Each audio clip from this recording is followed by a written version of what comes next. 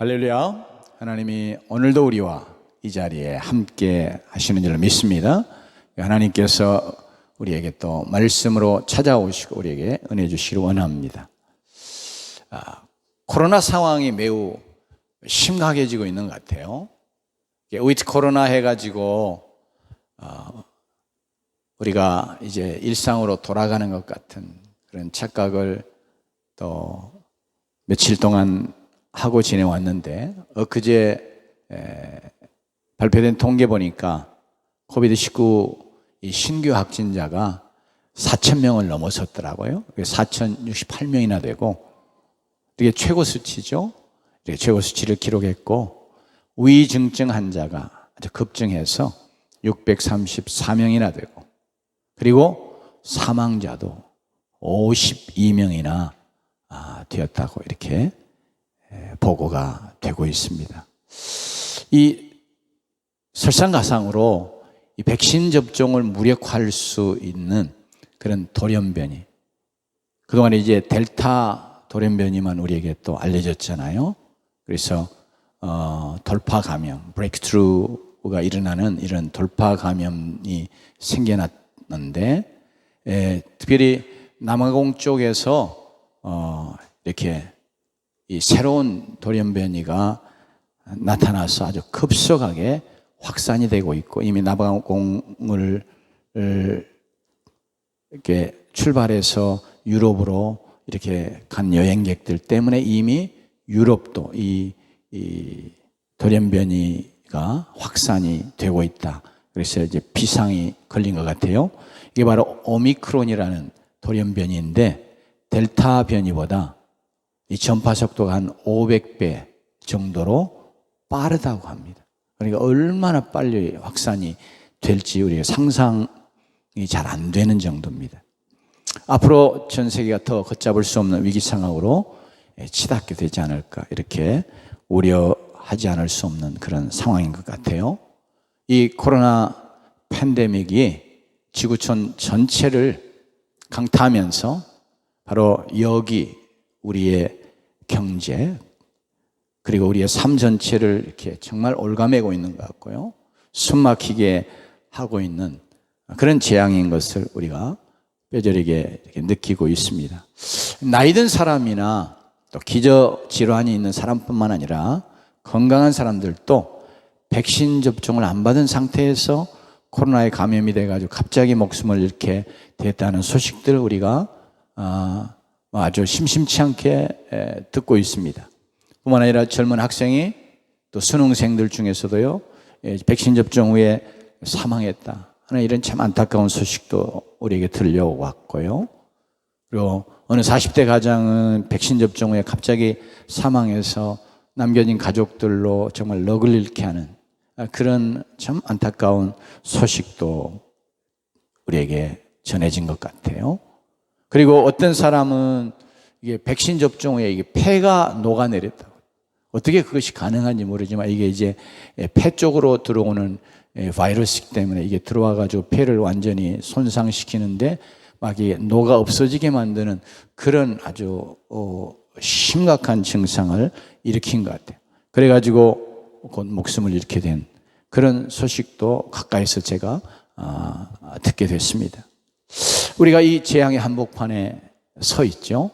이런 재앙의 한복판에 있는 우리에게 그리고 우리 곁에서 정말 불행하게 죽음을 맞이하는 소식을 접하고 있는 우리에게 저는 이걸 생각하면서 계속해서 하나님이 이를 통해서 우리에게 다시 한번 강력하게 말씀해 오고 계시고 하나님이 강력하게 우리에게 주시는 메시지가 있구나 하는 것을 묵상하게 되고 그래서 오늘 우리의 본문의 말씀을 가지고 하나님 앞에서 함께 하나님 우리에게 주시는 메시지를 다시 한번 듣기 원하는 그런 마음 가지고 말씀을 증거하려고 합니다.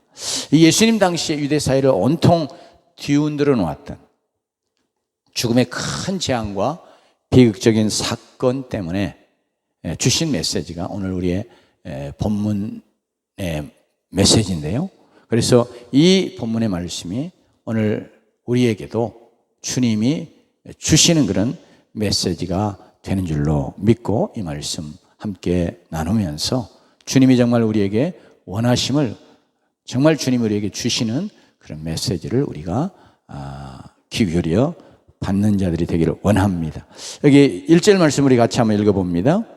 함께 읽습니다. 시작. 그때 마침 두어 사람이 와서 빌라도가 어떤 갈릴리 사람들의 피를 그들의 제물에 섞는 일로 예수께 아뢰니. 바로 이건 로마 군인들의 유대인 학살 사건이라고 그렇게 명명할 수도 있는 것인데요. 여기는 이제 갈릴리 사람들의 피를 그 제물에 섞은 것으로 이렇게 예수님에게 와서 이야기하는 그런 내용으로 기록이 되어 있습니다. 이 사건은 그 유대인들이 로마의 이 압제로부터 벗어나기 위해서 끊임없이 이렇게 계속해서 반란을 일으켰어요. 그런데 또 그렇기 때문에 이 로마인들에게 이 유대 민족은 정말 이 독종 같은 정말 상대하기 어려운, 그래서 굉장히 혐오하는 그런 민족으로 여겨지기도 했는데요. 바로 이 빌라도가 총독으로 있을 때 이게 정말 골치 아픈 이런 이 통치의 지역으로 분리되어 있던 그런 유대 지역입니다. 그래서 이제 계속해서 이렇게 반란들이 일어나니까 로마 군인들이 유대인의 반란을 탄압하기 위해서 마침 유월절을 맞이해서 많은 이렇게 유대인들이 성전에 들어와서 제사를 드리고 있었는데, 그 중에 이 갈릴리 지방 출신의 유대인들을 3,000명이나 그냥 몰살시키는 그런 엄청난 일을 저지르고, 그리고 그들이 흘린 피를 제물의 피에 섞어가지고 마치 그것이 이제 성전의 뜰 전체를 막 적시는 이런 참 무지막지한 너무 충격적인 이런 사건이 일어났어요. 한마디로 말하면 정말 유대민족에는 엄청난 재앙이죠. 재난이죠. 한번 생각해 보세요. 3,000명을 그냥 한꺼번에 몰살시키고, 그러면 그들이 흘리는 피들이 또 얼마나 많았겠어요. 그러니까 그거 제물에 섞어, 하나님을 제사안을 이렇게 제물에 섞어, 그러니까 바로 그렇게 해서 이제 성전 뜰 자체가 막 피로 이렇게 젖어들은 이런 엄청난 충격적인 사건이 있었고, 그게 바로 예수님 당시에 빌라도 총독 때에 있었던 것으로 보여요. 그래서 이 사건을 이제 예수님께 몇 사람이 들고 와서 이야기하는. 그리고 이제 또 다른 사건이 한꺼번에 또 있었는데, 우리 4절 함께 한번 읽어봅니다. 시작. 또 실람에서 망대가 무너져 치여 죽은 18사람이 예루살렘에 간 다른 모든 사람들보다 죄가 더 있는 줄 아느냐. 이 실로암 망대가 무너져 18명이 그냥 압사당하는 이런 비극적인 사고가 일어났어요. 이 사건도 빌라도 때, 또 빌라도 때문이라고 말할 수 있는데, 빌라도가 이 실로암에 수로를 만들기 위해서 공사를 하고 있었는데, 예루살렘 사람들을 이렇게 인부로 동원해다가 공사하고 있는 중에 이 실로암 망대가 무너지면서 18명을, 그 중에 18명을 그냥 쳐서 죽게 했던 그런 엄청난 비극적인 사건입니다.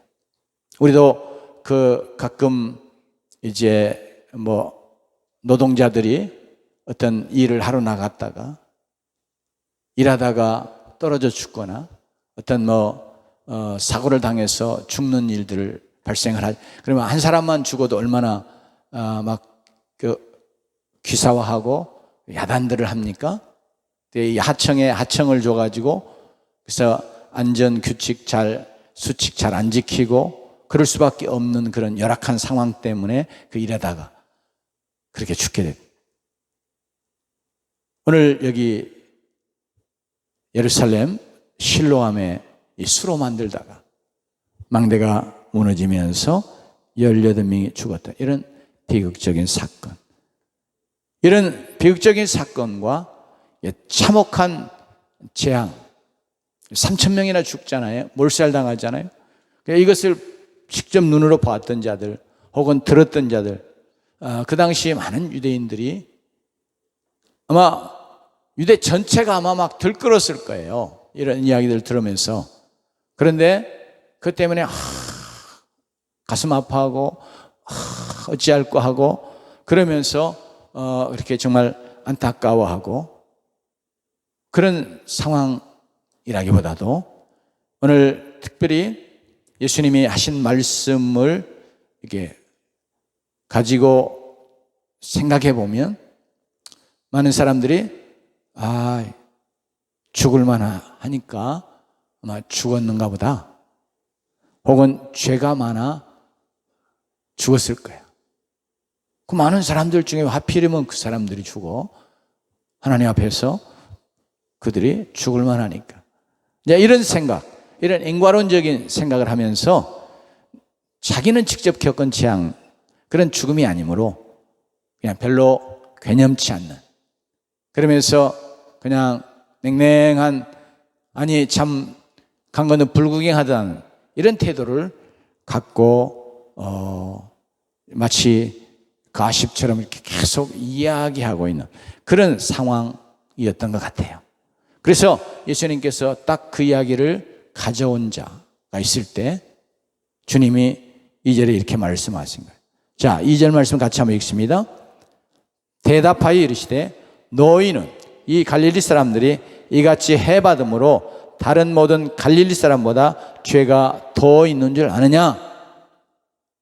이렇게 주님이 아주 매섭게 책망하시면서 말씀하시죠. 4절의 말씀을 이렇게 하십니다. 같이 읽어봅니다. 시작. 또 실람에서 망대가 무너져 치어 죽은 18사람이 예루살렘에 거한 다른 모든 사람보다 죄가 더 있는 줄 아느냐? 그러니까 이 내용을 보면 죄가 많아서 저렇게 죽은 거야. 죄값으로 죽은 거야. 그래도 나는 산 건 나는 저들보다 죄가 적어서 나는 그렇게 죽을 만큼 죄가 많은 그런 죄인은 아니야. 뭐 이런 식으로 자신을 좀 의롭게 생각하는 이런 모습도 있었던 것을 알 수 있어요. 그래서 주님이 바로 이 말씀을 하시고 매우 강력한 경고의 말씀을 이제 그 사람들에게, 그 당시의 사람들, 그리고 주변에 있는 사람들에게 주님이 던지고 있습니다. 3절 말씀이 이렇게 말합니다. 같이 읽어봅니다. 너희에게 이르노니 아니라 너희도 만일 회개하지 않냐면 이와 같이 망하리라. 또 똑같은 작구를 사용해서 주님이 다시 한번 말씀하세요. 5절에도 이렇게 말씀하십니다. 같이 읽습니다. 너희에게 이르노니 아니라 너희도 만일 회개하지 않냐면 이와 같이 망하리라. 자, 저들이 재앙을 당하고 너는 당하지 않은 거. 그들은 죽음을 당했지만 너는 요행히 피한 것 같은 거. 그들은 망하게 되었지만 너는 망하지 않고 있는 거. 그거, 그들이 너보다 더 죄가 많고 너는 그들보다 더 나아서가 아니야. 그들이 당한 재앙 때문에, 그들이 당한 죽음 때문에, 그들이 당한 멸망 때문에 너희가 내가 지금처럼 이렇게 살면 안 되겠구나. 내가 지금처럼 이렇게 살면 나도 망하겠구나. 이런 큰 각성, 깨달음을 갖기를 원하고, 그래서 이건 돌이키는 건 이제 특별히 회개를 말하죠. 회개하여서 정말 하나님이 원하시는 삶을 살아가라 하고 하나님이 주시는 경고야. 그러면서도 다시 한번 너희들이 죽지 않고 살게 하신 건 너희들에게 다시 한번 하나님이 기회로 주신 거야. 그런 메시지를 지금 이 사건을 통해서 하나님이 너희에게 주고 계시는 거야 하고 우리 주님이 말씀하시는 그런 내용이거든요. 그러니까 주님은 이런 재난, 재앙 혹은 죽음의 이런 사고 이런 것들이 내게 임하지 않은 것 때문에 참 그래도 다행이다 안심하고, 아니면 여기 오늘 말씀이 가장 강하게 말하는 것처럼 저들이 죄 때문에 저렇게 죽은 것이고 내가 산 건 그래도 나는 이렇게 죽을 그런 흉악한 그런 죄인은 아닌가, 아니구나, 이런 식으로 자신을 달래는 그런 자기 합리화와 자기 만족 속에 그냥 안연히 있는 그런 자들이 되지 아니하고, 주님은 바로 이것이 또 이것을 통해서 하나님이 지금 나로 탁 깨라고 정신 차리라고, 바로 저들이 죽은 죽음이 곧 나의 죽음이어야 되는데 저들이 저렇게 죽는 것처럼 나도 죽을 수 있는데, 나도 죽어야 되는데, 그런데 내가 이렇게 산 건 하나님이 똑같이 이제 살지 말고 지금까지 살아온 것처럼 이렇게 살지 말고 변화돼서 돌이켜서 회개하여서 하나님이 원하시는 그런 삶을 살아가라 말씀하시면서 새롭게 주시는 기회구나. 살려주는 것은 다시 한번 그런 삶을 살아가도록 하나님이 허락해 주신 기회라고 하는 것을 깨닫고 변화되기를 주님이 원하시고 이렇게 말씀해 오고 계십니다. 그러니 예수님의 말씀처럼 이스라엘 백성들이 당한 재앙과 불행한 사고나 지금 우리가 당하고 있는 재앙, 그리고 비극적인 사고, 그것은 우리가 지금처럼 살지 말고 하나님이 원하시는 삶을 살아가도록 우리에게 주시는 하나님의 경고고, 우리에게 또 그래서 여전히 한 번 더 주시는 기회임을 깨닫고 하나님이 우리에게 강력하게 그렇게 되어지기를 원하시는 그런 메시지를 담아 주시는 것이다, 이렇게 우리에게 깨달아 아는 은혜가 있기를 원합니다. 그거 원하시는.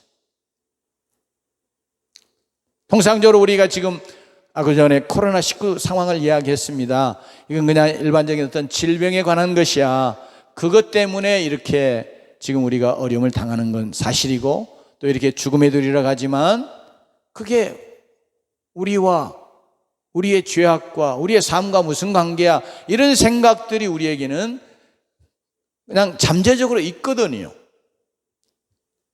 그런데 오늘 우리가 이런 재앙을 만날 때, 이런 재앙을 대하면서 주님은 이 예루살렘 그리고에서 일어났던 이 유대인의 학살 사건과 망대가 무너져 18명이 죽는 이런 사건, 이런 재앙, 재난, 그걸 통해서 말씀하시는 것처럼 똑같이 우리에게도 바로 그렇게 말씀해 오시는 거예요. 또 사실은 이런 재앙들을 허락하실 때는 하나님이 바로 그런 의도를 갖고 우리에게 허락하시는 것을 우리 자신들이 깊이 유념하고, 그래서 우리 막연히 그냥 두려워하거나 아니면 빨리 좀 지나갔으면 좋겠다, 그런 생각이 아니라 하나님이 내게 지금 이걸 통해서 말씀하시구나, 이걸 통해서 한번 내게 경고하시구나, 내가 이런 삶을 계속 살면 안 되겠다고, 그런 삶을 살지 말라고, 그렇게 살면 너도 망하는 거야. 물론 이렇게 비극적인 사고를 통해서 죽음에 이르러가는 것이 아닐지라도 하나님 앞에서 결국 우리의 생이 망한다.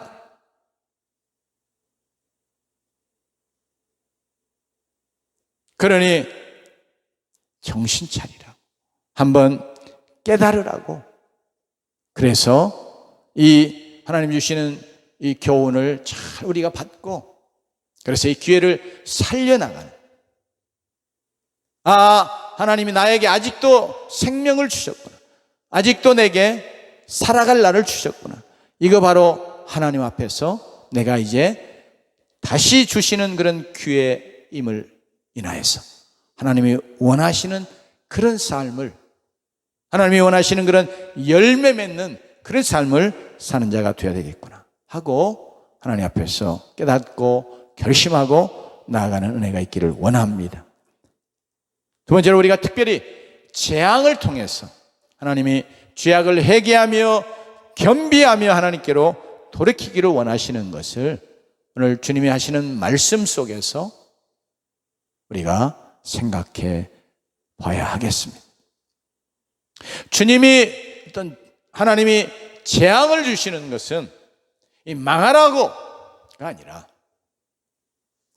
경고로, 그리고 회개할 기회를 주신 것인 것을 우리가 깨닫고, 하나님이 경고하실 수밖에 없는 그런 죄악들을 우리가 회개하며 겸비하게 하나님께 돌이켜서 이제 멸망에서 건짐을 받으라 하고 우리에게 말씀하시는 하나님의 말씀, 메시지, 교훈인 줄로 믿습니다. 그것이 어떤 것이든 전 지구촌 전체에 오는 것도 마찬가지. 사실은 이게 우리가 하나님이 창조하여 우리에게 주셨던 이 자연, 이 지구, 이거 우리가 너무 우리의 이기적인 욕심, 이런 것들 때문에 난개발하고, 하나님 본래 우리에게 말씀하신 것처럼 우리가 하나님의 뜻대로 이것을 잘 관리하고, 이게 하나님의 창조의 세계잖아요. 하나님의 영광의 무대잖아요. 그리고 하나님을 잘 섬겨야 돼요. 그런 성소와 같은 그런 세계요, 장소다. 그런데 우리가 이것을 난개발하고, 그러면서 또 우리가 욕심으로 참 이것들을 너무 많이 훼손하고, 그래서 사실은 이런 것들이 이제 우리에게 발생하고 우리 인류를 위협하고 고통에 빠뜨리고 있는. 그러므로 우리가 개인적으로의 죄뿐 아니라 우리 인생의 모든 죄, 하나님 앞에서 잘못하는 이런 죄악들, 이거 하나님 앞에서 깨닫고 회개하고 겸비하며 하나님 앞에 돌이키기를 원하시는 것이에요. 뿐만 아니라 우리 사회가 갖고 있는 이런 죄악들, 바로 이런 것들도 깨닫고 회개하고 겸비하여 하나님께 돌이키기를 하나님이 원하시는 것입니다. 우리 사회만 돌아봐도요, 우리나라가 참으로 얼마나 가정이 많이 깨어지고 있는지 알 수 없습니다.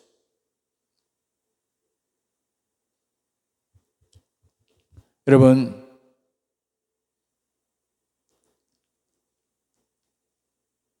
그 가정이 깨어지는 것 때문에 또 얼마나 많은 여러 가지 아픔뿐 아니라 여러 가지 불행과 악들이 계속해서 이렇게 이어서 발생을 하는지 우리가 정말 의식하지 못할 정도로 그렇게 많이 일어나고 있어요. 특별히 우리 사회는 이 양주 소비율이 GDP 대비해서 세계 1위라 그래, 1위.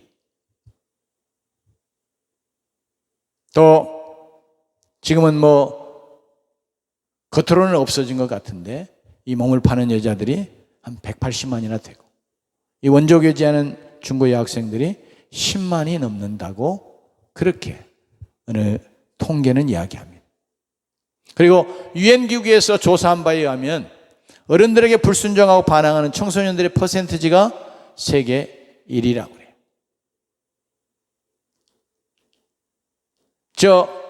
그냥 자유롭게 자란 미국이나 여러 나라들, 그런 나라의 젊은이들이 막 방종하고 함부로 하는 것 같은데, 근데 실제적으로 우리나라 젊은이들이 더 그렇다는 거예요. 얼마 전에도 뉴스에 나왔는데 큰 충격이 됐죠. 어느 가게 앞에서 담배를 피우고 소란을 피우는 중학생들이 있어가지고 그 가게 주인이 나와서 뭐라고 한마디 했어요. 그랬더니 그 학생들이 가게를 완전히 뒤집어 엎고 엄청난 행패를 부린 사건이 보도가 됐어요. 나무 가게 앞에서 담배 피우고 막 이렇게 침 뱉고 막 떠들고 그러니까 당연히 주의를 줄겠죠. 그런데 그것에 대해서 예, 미안합니다, 잘못했습니다 하고 사과하거나 아니면 옮겨가야 될 때 도리어 그랬다고 그래서 들어가서 완전히 가게를 뒤집어 엎어버렸습니다. 이렇게까지 우리 청소년들 폐악이 넘쳐나고 있습니다. 그리고 인터넷 음란 사이트가 미국 다음으로 많습니다. 인구 부유를 하면 세계 1위라고 그러죠. 이것 때문에 얼마나 많은 성적 범죄가 이루어지는지 모르며 얼마나 많은 가정이 파괴되고 청소년들이 타락하고 있는지 모를 정도예요. 24번 방인가 이런 그 인터넷상에 그런 이 성범죄 이런 그런 것도 있었죠. 여러분, 지금 이 사회는 하나님 없이도 살 수 있는 것처럼 이렇게 하나님을 등지고 하나님을 부인하고 육체적인 쾌락과 사치와 향락에 빠져 있고 불의와 불법이 판을 치고 있으며 심지어 이 교회까지도 세상을 쫓아가며 타락해 가고 있습니다. 이대로 가면 이 사회와 민족은 망할 수밖에 없습니다. 그래서 하나님께서는 그냥 일반적인 재앙 같지만 이 재앙을 통해서 우리 하나님의 백성들이, 교회가 죄악을 회개하고 겸비하며 하나님께로 돌이키고 하나님 앞에 바로 서기를 원하고 계십니다.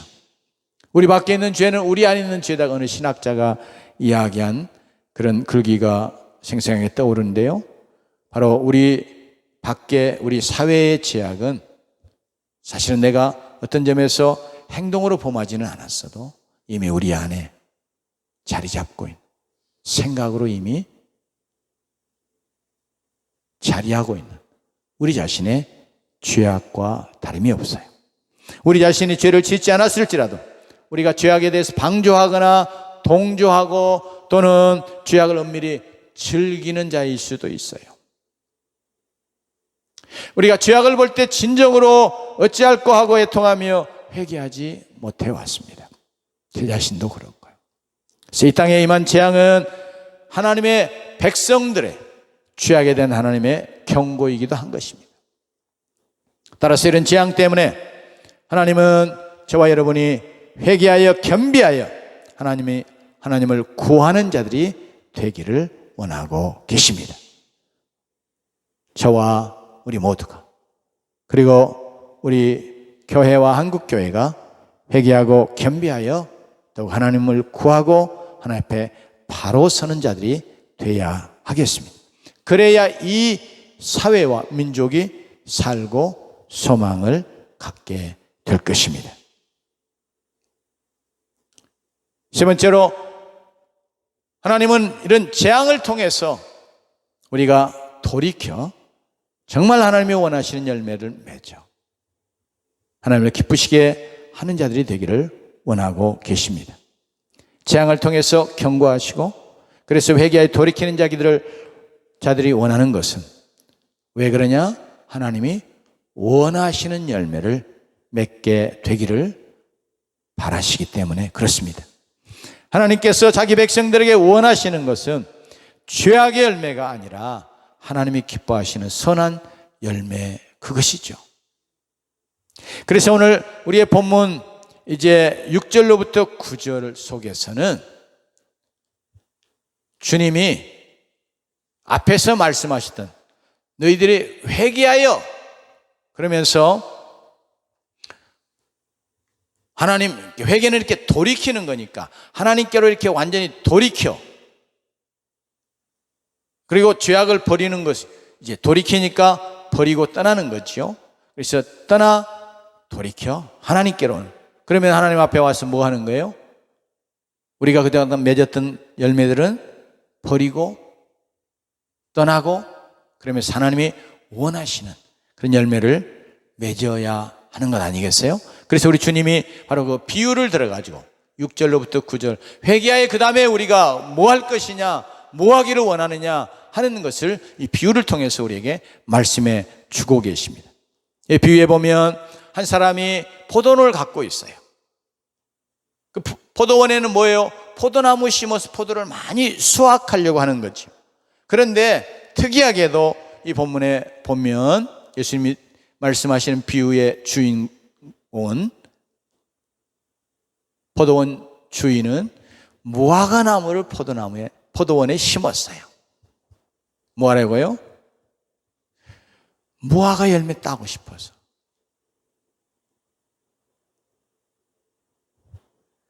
그래서 이 무화과나무를 심고 무화과나무를 열심히 기다리고 구했다고 하는 것을 볼 수 있습니다. 여러분, 포도원에 포도나무 심는 건 너무 당연하잖아요. 그런데 거기에 무화과나무를 심었다고 하는 건 주인이 정말로 무화과를 원하고 무화과를 얻고자 하는 그런 간절한 마음, 그런 간절한 바람, 그런 소원, 목적이 있었기에 그렇게 행한 것인 것을 증거해 줍니다. 그냥 우리 주님이 비유를 말씀하실 때 그냥 어떤 사람이 무화과나무를 심었어, 그리고 무화과나무를 심고 무화과 열매를 구했어, 이렇게 말씀하시는 비유가 아니고, 포도원이 있는데 그 포도원에다가 그 포도원 주인이 무화과나무를 심었다, 이렇게 말하는 것을 통해서 그냥 당연히 포도 열매는 포도나무에게서 날 거니까, 포도원이니까. 그런데 주인이 그 특별히 바라는 그런 열매로 무화과를 바라고 원했기 때문에 무화과나무를 심었다고 하는 사실을 강조해 주므로 바로 이렇게 주인이 원하는 열매, 바라는 열매 있다는 거죠. 저 한 걸음 더 나아가서 주인은 정말 열매를 원한다는 거죠. 바로 이 주인은 바로 하나님을 보여주는 그런 인물이죠. 이 주인이 바라던 무화과 열매를 3년을 구해도 맺지 못하자 마침내 찍어버리라, 앞에서 나했던 망하게 되리라, 너희들 또 이렇게 회개하지 않으면 망하리라 하는 것을 여기에 찍어 그냥 버리라, 이런 말로 여기서 바꾸어 말하고 있습니다. 그때 과원지기가 이렇게 말합니다. 우리 말씀 한번 같이 읽어볼까요? 8절 9절 말씀 한번 읽어봅니다. 시작. 대답하여 이르되 주인이여 금년에도 그대로 두소서. 내가 두릅하고 거름을 주리니 이후에 만일 열매가 열면 좋거니와 그렇지 않으면 찍어버리소서 하였다 하시니라. 여러분요, 이제 열매 안 맺으니까, 과실수는 열매 안 맺으면 존재의 가치가 없잖아요. 그러면 어떻게 해요? 그냥 찍어버려요. 저기에도 우리 과일나무 같은 거 좀 있죠. 근데 저게 원하는 열매를 못 맺어요. 그래서 지금 베버렸습니다. 저거 놔두면 어떻게 해요? 땅에 거름만 허비하게 되잖아요. 그래서 아예 그냥 베버렸어요. 그리고 뿌리도 말라 죽도록 거기다가 죽게 만드는 뭘 좀 이렇게 부었어요.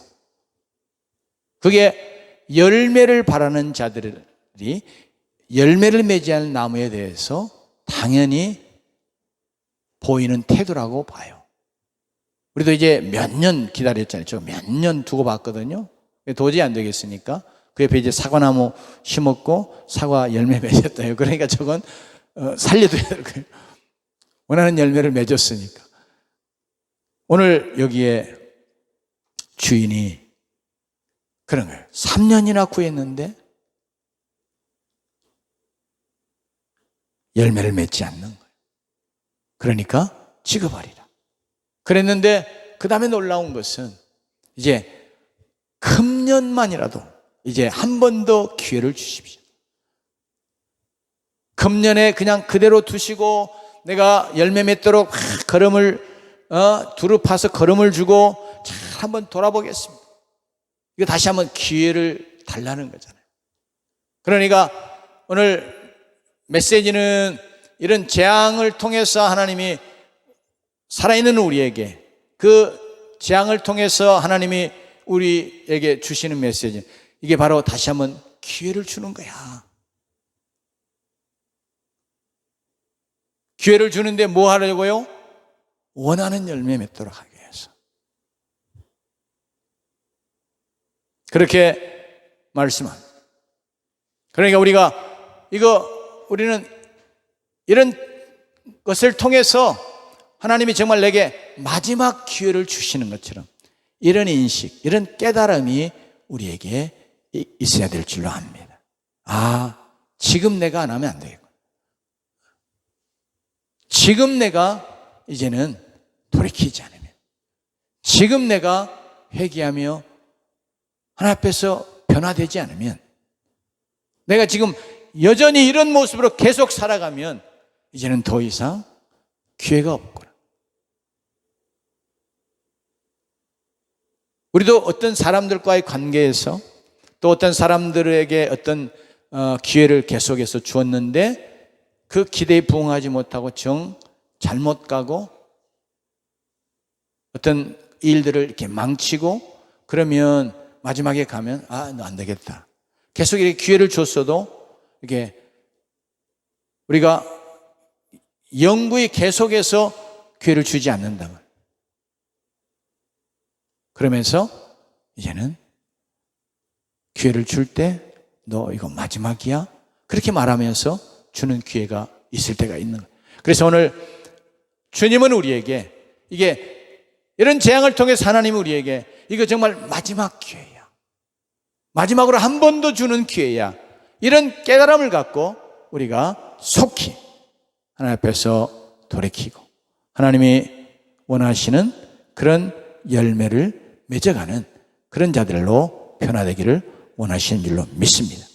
하나님이 이번에 우리에게 주신 재앙은 나와 직접적인 관계가 없는 그냥 일반적인 보편적인 어떤 그런 재앙과 같아도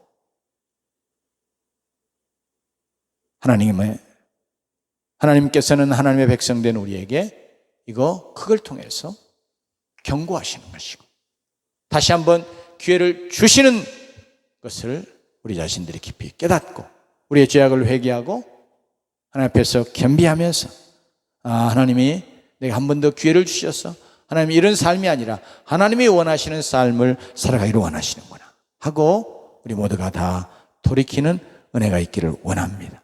세상 사람들이 그 재앙을 어떻게 생각하든지 무엇이라고 말하든지 의학적으로 뭐라고 말하든지 상관없이 우리는 우리의 삶에 그리고 우리의 눈앞에 이렇게 일어나는 이런 재앙들 통해서 하나님이 우리에게 주시는 이런 경고를 듣고 하나님이 그러면서도 우리에게 주시는 기회로 알고 우리 자신들 하나님 앞에서 우리의 죄악들을 회개하면서 돌이켜 변화되고 하나님이 원하시는 열매를 많이 맺어드리는 그런 하나님의 백성들 되어지기를 주의 이름으로 축원합니다. 하나님이 가장 기뻐하시는 원하시는 열매는 물론 영혼권의 열매죠. 그래서 우리 영혼권의 열매를 맺기 위해서 늘 하나님 앞에서 영혼에 관심을 갖고 위에서 기도하고 또 열매를 많이 맺어서 하나님을 기쁘시게 해드리는 그런 주의 권의 백성들이 되십시다. 또한 죄악의 어둠을 물리치는 이렇게 빛의 열매들을 성경에서는 언급하고 있습니다. 모든 착함과 의로움과 진실함의 열매들도 말씀하는데 우리의 삶은 이런 열매들, 이 빛의 열매들도 많이 맺어 가기를 원합니다. 뿐만 아니라 성령의 9가지 열매를 우리에게 말씀하십니다. 사랑과 희락과 화평과 오래 참음과 자비와 양성과 충성과 온유와 절제 열매들, 이거 내게 과연 있는가? 얼마나 이 열매가 맺어졌는가? 얼마나 또 자라가고 있는가? 얼마나 이렇게 녹익어 가는가? 아름답게, 그리고 정말 달콤하게 이렇게 맺어가는가 하는 것을 우리 자신들이 한번 점검하면서 하나님 앞에 이런 귀한 열매들 많이 맺어드리고자 다시 한번 우리 자신을 하나님 앞에서 새롭게 돌아보고 각성하고 또 경성하고 결단하고 성령의 도우심을 구하고, 그래서 우리가 이런 하나님이 기뻐하시는 열매를 많이 맺어드린 자로 살아가는 귀한 기회로 삼는 주의 백성들이 되십시다. 기도하십시다.